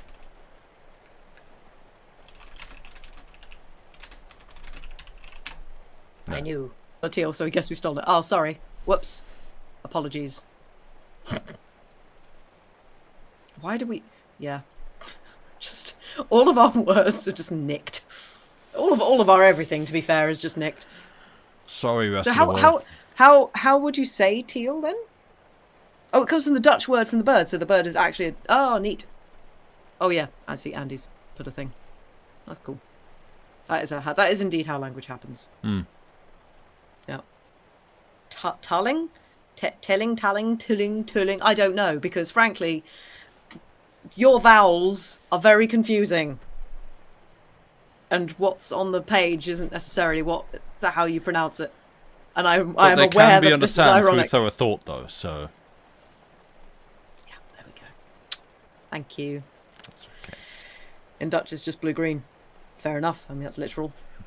Yes, thank you. Yes, as the English speaker. We're aware. Dearest creature. Sorry for the vowels. Yes, I think where was it me or you or someone... Was it on one of the streams recently that we said that the Dutch and the Welsh should have a get together and just the some Dutch kind of amnesty, the Welsh all the vowels they're missing, and the Welsh give the Dutch all the consonants they're missing. Yeah, just a big old letters exchange between the two. The Welsh have far too many F's, Y's, and L's that I think the Dutch could do with, and the Dutch you've got far too many vowels that I think the Welsh desperately need because they don't have any. Just both of you meet in the middle, hand them over. Yeah. And that's. Yeah. Yeah. Mm-hmm. Maybe the Welsh will give you some, topography too. Ooh! Sorry. Wow. Unnecessary. I'm sorry for this. I'm just going to cancel Lucy now. 1 second. Yeah, sorry. It's alright. I know there are enough nice people in chat who are Dutch who know that I am joking. But meeting in the middle would be England. Oh yeah. No, don't meet in the middle. Don't come to us. You don't want to be anywhere near us, especially at the moment. No. Topography is overrated / Midwestern. Sick topography burns. Yeah. Your country is flat. So is, to be fair, quite a lot of England.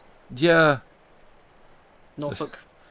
Gonna say, if you've been to Norfolk, which is slowly breaking apart and floating over to the Netherlands, that explains... Norfolk's like, we want to be over there. This is where we belong. And you're just over there like, you got any mountains you could send us? No, they're all in the middle, sorry. Yeah, sorry, most of the Scots have got those. They want to keep their mountains. Yeah. We have topography in the south. Oh, okay, fair enough. I apologise to the Dutch. And also Norfolk, I guess as well. No, they don't. Actually, no, I don't think we need to apologise to Norfolk. No, they need to apologise to us. Yeah. Pennsylvania German? What? I'm not sure I want to know what Pennsylvania German is. I'm trying to think of German in an American accent. It's just like French Canadian. Oh, like, French Canadian's like a fun Quebecois. thing to listen to. Yeah. Yeah. Pennsylvania Dutch. Huh. Huh. That's cool. I have probably heard that, but I can't. Like, I've definitely heard we've Amish. Gone to languages again. We have. Why does this always happen? I was going to do a book review, but no, let's do this instead. Go on, book review. I was going to talk about Black Moon. Oh, the scary book that scared Joey. Yeah, the scary book that scared Joey. Wow. Ah! Did it scare you too, chat? Oh, actually, that is a fantastic shot. That actually looks like your head. Yeah. Just hold this up. Someone clip it. With the thumbnail. If I hold this up here long enough, then yeah, it will be the YouTube thumbnail. It'll pick this Beautiful. out. That's a weird one. Let's have that. Yeah. Yeah. Incredible. Yeah. I can't really do it with this book. It's a bit too big. Fair. Languages is fun. I like this. Firstly, it's weird because this particular book is from the Cunard Library, which means I guess it's been aboard some kind of like super fancy upper class cruise ship. Nice. Which I clocked because on the back it's got a sticker saying this book is fitted with a device that may affect security equipment if taken off the ship. Please return to the library before leaving. Like, wait, what? And then looks and yeah, it's a well-sailed book. Apparently, it's been at sea, through the hands of book has seen some rich things. people. Yeah, it's neat. I really enjoyed it. It is, again, for reasons I can possibly get into, perhaps a slightly difficult recommend for some of the stuff that happens, which Lucy's heard me talk about. Like, yeah.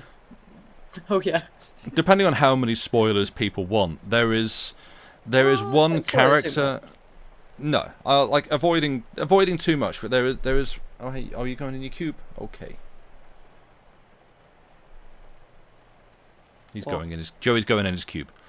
Aww. And I just have to. Yeah, I have to look. It's very cute. So there is one. It tells this tale from like the perspectives of multiple different characters. And broadly, it falls under the category of zombie apocalypse. Like, it is, like, if you were to pigeonhole it, or, for instance, stick it into a cube, it would be... Stream elements. Every time. Go do it. Go click. Click over. Do it now. No, wait. no. I'm just going to talk about a book. It's fine. It's boring as hell. Yeah, it's not like... That's what we do here. No. It is... Yeah, like, so I'm not someone who really cares too much about zombie apocalypse fiction, stuff like that. I've seen a few films. I'm trying to think what kind of zombie-esque things I have seen and read. Obviously, there's Shaun of the Dead. Everyone's seen that. Like good film. Dawn of the Dead. Various. I've seen I've seen a zombie film or two and read some stuff. I'm a zombie film connoisseur. Yeah, well, I think I used the term the other day on Dave's stream. Like, I'm not exactly a connoisseur. I'm sort of like a journeyman. Really, you haven't seen Shaun of the Dead? It's good. It's very good. It's good. But like, I can sort of take or leave it. I've seen, I think, like the first season of The Walking Dead. Go with all the gifts. I think that looks like it says the girl with AI the gift. Yeah. Oh no. I don't think I have that around. I did have an opportunity to read that, and I don't think I have it at the moment, but I had it recommended to me.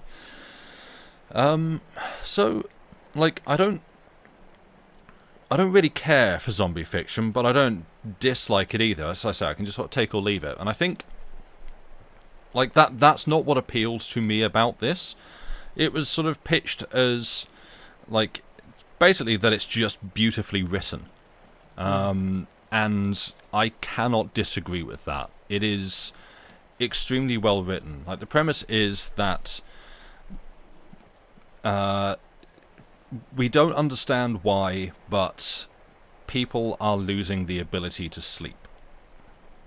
Is broadly it. So the zombie virus, the zombie thing that is affecting people and inflicting people is that they cannot sleep. And it doesn't hit everybody, but, you know, in that sort of apocalyptic scenario, it's hitting most people. and you only find out about it when, oh, I haven't slept. Oh, I haven't slept for a few days. Oh no, I think I've also been affected. It's not zombie virus, I've been bitten, I've suddenly gone green and my skin's all sunken and now I'm trying to bite people and eat their brains. It's just like, Nom. oh hell, I can't sleep. This is, oh no. And the way that it kind of plays out is also, yes, good night, Lady Mephistopheles, thank you for being here. Thank you for being here. Sleep well. Indeed. And like, like they essentially, the people who can't sleep slowly lose their minds, but in a way that not being able to sleep but kind of living through that would do. It just they just lose coherency. They speak, they're still trying to like communicate ideas, but in ways that just don't really make sense, and the longer it goes on, the less sense that makes. And the other thing is they get really, really aggressive towards people who can sleep, and it's not like that, like if you can just walk through the middle of town and you'll be fine, but if they see you yawn, or they see you if you were to lie down and try to sleep in the middle of town, they would beat you to death, because they're just incensed. They're just like consumed with rage at people who are able to sleep. And but like, you get sections that are written from the perspective of people who are afflicted by this, and you can kind of see them losing their minds, even as like the chapter's going on, or as like you come back to them, you see them like getting worse and stuff. And it's really empathetic. It's like they are victims in a way that it made me realize so much other zombie fiction that I have encountered fails to do. Like, I've used this example everywhere that I've been talking about it, that it's like, it made me realize how often every other zombie story that I've seen is really just like bubbling up and waiting for that point where someone just gets to go weapons free in a target rich environment. Like, it's like you'll have the protagonist who's a guy who is sad, or who's like trying to protect his girlfriend, or he's sad about his mum or his best friend who might get bitten, or somebody who's not like has to be saved, but like you're not like right next like protagonist's girlfriend, but you're like girlfriend's dad, or like protagonist's mum, something like that, who sadly will get bit, and then I'll be like, oh no, I'm really sad that my mum's been bitten and she's gonna die and she's gonna turn into a zombie, and like that's exactly, like that's the emotional core, that's where the heart comes in. It's like, oh, but this one was a real person who's sad. But then next scene they'll just go out into the street, rack a shotgun and just start blasting, or rev a chainsaw and just get chopping. Because all the other zombies aren't people. This one's a real person. Those over there, like the 50 outside in the street, they ain't real. Let's just go, let's go shoot some heads. And this is the first one of these that I've like encountered that actually just makes me feel really sad and really sorry for everyone who is afflicted by this. And there are. And it's not because like it focuses on every single person to give them a backstory, but it's like every time they're communicating, they are lucid in some form. There is still some kind of human coherency within there, and that somewhere in there they're still aware of what's going on with them, but it's faded, it's in the background, and you're never with a character who is enjoying this at any point, who is just like, I can't wait to get shooting, or anything like that. They're also sympathetic towards everyone in a way that I can relate to.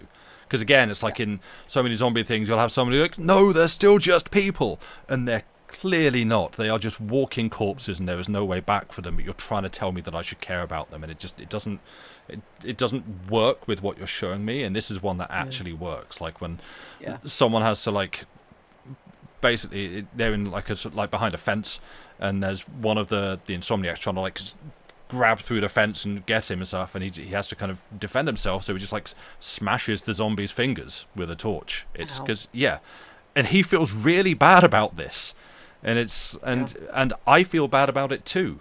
And it's like, oh, you're actually working to connect me with the emotional like turmoil of these characters in this book towards the situation that they're in. Good job, well done, very well written. It's not a cheery book.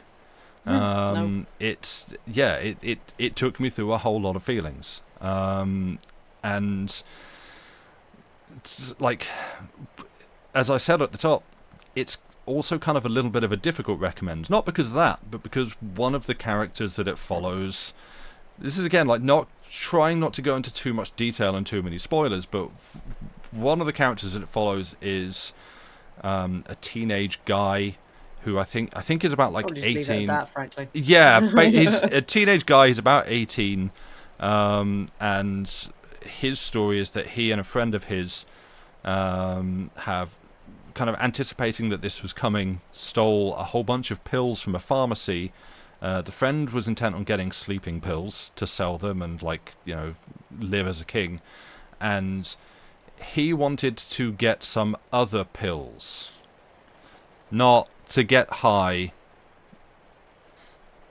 I can see where your brain is just about to go to make another sentence there. It's right there. No. It is.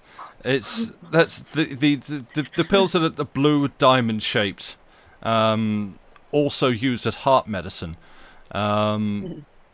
because his story is that he and his girlfriend were kind of, their relationship fell apart because he was struggling with impotence. Let's just put it like that.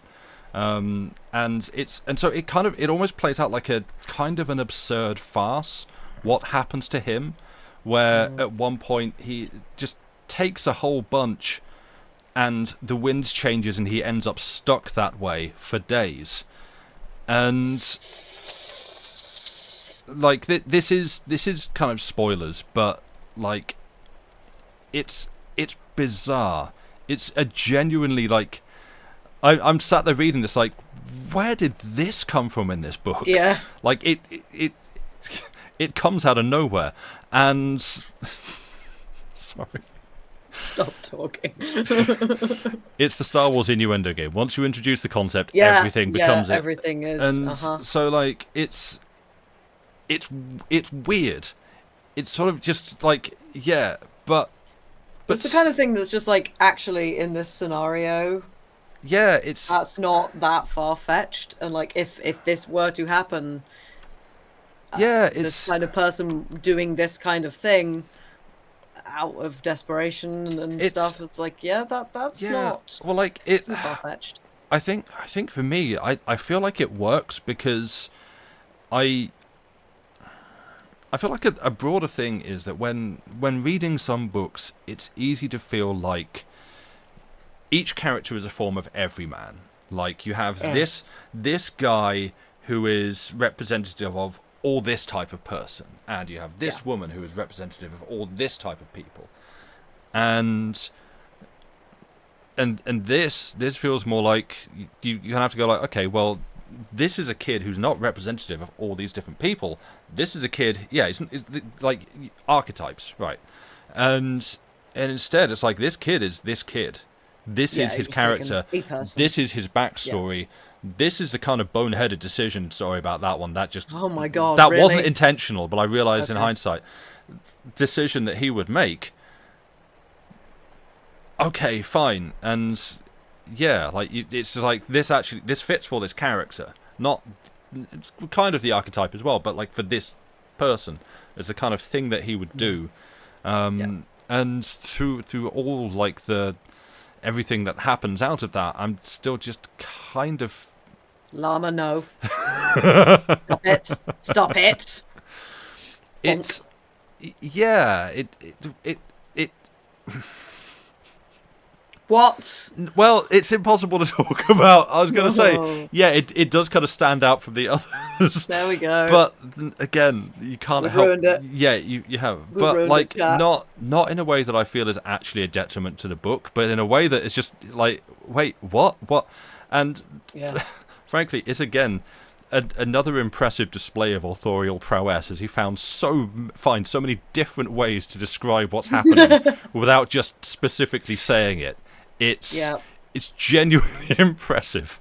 So yeah, that's... I'm just imagining the author going through a thesaurus, just go, right, cross that one out, done that one, what about this one? It's just as he's going, does like, yeah, it's impressive. We go.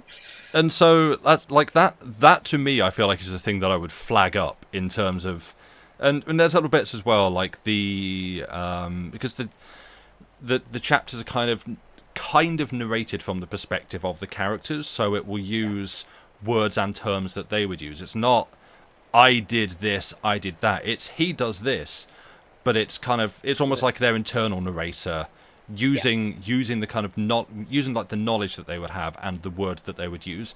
So again, from his chapter, he is a teenage kid, and this was written like 10 years ago. There's Close third, there's like there's a word or two in there that, you know, it's like, ooh, we don't say that word, but the kid probably would, so you've used it in narration, and it's like, yeah, okay, fine. Those are my sort of things that I would flag up, because I'm aware that when you talk about something like this, and especially if you're enthused about something like this, it's, you know, people might go, hey, I want to go read that too, that sounds like my kind of book, and then you go read it and it's like, good grief, Sam, I can't believe you recommended a book where an 18-year-old boy runs around pointing where he's going the whole time and stuff like that. It's like that's a weird thing to recommend. It's like, yeah, but that's not the start and end of the book. Exactly. So yeah, I don't know. I liked it. I thought it turned out to be a very good book. And say, as a handling of what is broadly a zombie apocalypse, it's one of the better ones that I've encountered. So yeah. Black Moon by Kenneth Calhoun. Which is an excellent rhyme. Yeah. That was the other reason given for literally. Black Moon by Kenneth Calhoun. Yeah, like which rhymes, which is reason one why you should read it, but two, sounds interesting but too sad for you. That's completely fair. It it's pretty brutal by the sounds of things. It doesn't go light on its subject matter. And again, that's why I want to be thorough and accurate in what I talk about with it and how I describe it, because I don't want to do the like, oh hey, yeah, you should read this, it's totally fine and good, and then you read something that makes you sad. So yeah, so that's where it's like, I'm happy to give information that makes people go, yeah, that's not for me, because that still means I've done my job. Yeah. Excuse me. We should take a break. I've just seen. We've been well, it's the book week opener. It's the book week, the first book of the week. Yeah. Stream number 1. Indeed. You were trying to remember. You'll think. Oh. Nice. It's a fanfic. They're all good fanfics. Yeah. You feel like you can't read challenging books anymore. You can't deal with heavy stuff. Totally fine. Yeah, that's legit. That's completely valid. Like. Yeah. You should put your mostly cursed sketches in Discord, Arian. What have you done? Oh no. Great. When you say cursed, how cursed are we looking? Where are you? Oh, you haven't put it in. You sketched the... Nice, okay. You haven't put anything in yet, but I assume. Shall we take a break and then come back with some... ironically, Citizen Sleeper. After having just talked about the... book with the people not being able to sleep. Yeah, nice. Great segue. I'm here all week. Thank you. Yeah, literally. Yeah. No, you are, and I'll be here for some of it as well. Yeah, I guess we can wrap. And I'm still jealous of the fact that you can do that with a pencil. I'm literally just passing it between my fingers. I can't do that. No, okay. I'll show it on, so that chat's not just looking at a shadow. Because I'll do it off to the side like this, and then it's just a shadow just like helicoptering away on my face. This is how I read now. This is what I do. Can you tell you're a sort of drummer? You need to know what my shirt wants. I want to His shirts wants a yeah. Yeah. This is the shirt from Scarlet Hollow. The from the guy who sells you the drippy peanuts. Yeah, the guy on the bus at the start who sells you the drippy. Yes, he gives you a bag of drippy peanuts. And Arian kindly got this and sent it to me, which is super kind of them. Thank you very much. It's a good shirt. I love this shirt. He is so weird. He is very weird. Can people read without fidgeting? Genuinely, it helps me read now. It's like I started doing it months ago. I don't think I fidget. I can't take a phone call or do a phone call without walking several miles. Yeah. Genuinely cannot keep still with a phone call. Okay, let's rephrase that. Can ADHD and suspected ADHD, undiagnosed but self-diagnosed people read without fidgeting? No. So yeah, I sit and do this now, and it's what I do. One of these days, you are going to stab yourself in the eye. I'm gonna flick it. You're gonna flick it, and it's gonna go straight in. Yeah. Mm-hmm. Yeah. Phone pacing solidarity. Yes. You walk up and down the stairs. Yep, done that. Mr. Raven has ADHD, and you've seen buy a book and finish it in one night. Nice. I have bought a book and finished it on a train journey before. It was a Pratchett book. Pratchett books are my ultimate weakness in terms of, I really should not buy any Pratchett. I mean, I shouldn't buy any books new, but I should not buy any Pratchett books new because I'm trying to get through Discworld in order, and I really should just try and find them all in. Although annoyingly, the ones I'm kind of up to at the moment, most charity shops don't seem to have. Like a lot. They've got a lot of the earlier ones, but I'm sort of in the middle now. Yeah. So it's kind of difficult to find them. But I'm just like, well, I get through them so quickly that it feels kind of bad to buy a book for not even a day, frankly. Yeah. That's fair. But then again, libraries don't tend to have. Libraries need the whole flipping collection. Yeah. Have you read Hogfather? I think standard. Hogfather might be my next one, actually. Oh, nice. Possibly. You go to bed and get up the next morning to find he stayed up late because he needs to finish the book. Oh yeah, I've done that before. I've done that. There was like one stretch in my life when I was kind of going through a bit of a bad mental health period. I see the drawings just appeared. Excellent. Oh, they're great. Yeah, I was going through a bit of a bad mental health stretch, and there were Sam. I was going through a bad mental health stretch. Lucy, nice. Oh no. No. Wait. And there were. It wasn't quite like an entire. Well, actually, no. One of them was, I think, an entire book in one night because I just did not want to go to bed, and so I just like sat up reading. But there was another one. It was quite a lengthy sci-fi book. I'm trying to remember what the name was. Is it on my shelf? No, I don't think it's on my shelf. Damn, it's not back there. It's not in the pile. No, it'd be in one of these boxes that's behind me. I'm trying to remember. No, because it's. I remember the name of like the enemy. It's sort of like a sci-fi retelling of the well, not retelling. It's like a sci-fi Canterbury Tales kind of thing. You've got a bunch of travellers who are going to a place. Yeah, I have. I just wish I remember what it's called. Either.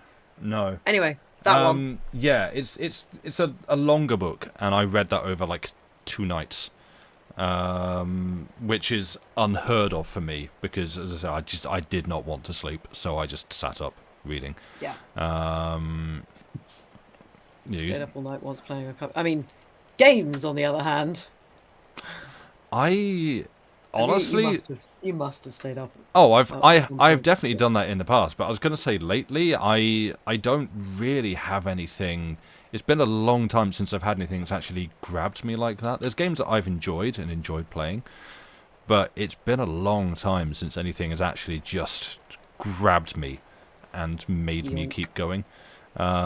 Usually I'm like, well, I kind of like to keep playing, but that's fine. Elden Ring. Yes, but like even on that, the DLC I've not played in weeks because my PC's.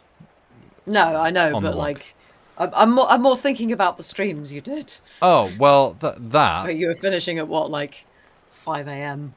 that was yeah the first real boss of the DLC. I mean, Alan Wake 2 was another one, but like streaming is different because streaming a game and playing a game for my own leisure time are a very different like category of like brain activation. It's if I'm enjoying a game on stream, that's much easier to just sort of keep going, and especially like if I feel like I'm near the end, that is an incentive to keep going. Whereas actually like just going on my own by myself in what's essentially a quiet room is a very different experience to that. So yeah. But anyway, with that said, let's go play a video game. Let's take a break. Yeah.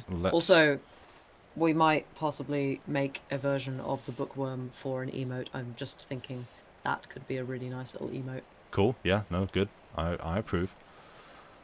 I was just thinking, actually, do we want that for like a channel badge or something after the 12 months? Just you then upgrade to a bookworm. Oh, or is that too idea. Small? Maybe I don't know how visible. I could probably work something out. Yeah, that feels like it would fit. Okay, I'm down with this idea. Like that. Cool. You'll subscribe if you all do that. All right then. All right. Challenge accepted. Sold. Everybody wants to be a bookworm. Okay. Guess we're doing that then. Sick. All right. Okay. Well then, let's throw to a break. Let's go. You making a tea in this break? Do you want 10 minutes or do you want 5? We can make it 10. We've been up for 2 hours. Yeah, let's make it 10. Okay. Might take me a while to get a tea going. Yeah. Yeah. Okay. So you will have 10 minutes. Go. Do break things. Yeah. No, don't break things. No.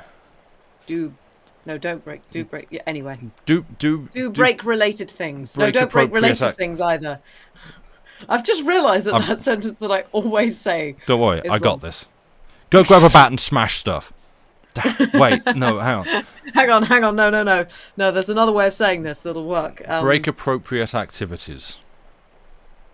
With a club. Yes. Right, you've got 10 minutes. Rotate your fluid, stretch what limbs you have. Go stroke your cat. We'll see you back here in a bit. Yeah, some kind of pet. If you've got a fish, go pet the fish. And we'll see you back here in 10 minutes or so. We'll be getting teas and things like that. And then we'll play a video game. It's a good one. Great music. So we'll see you back here in a bit. Bye for now. See you in a sec.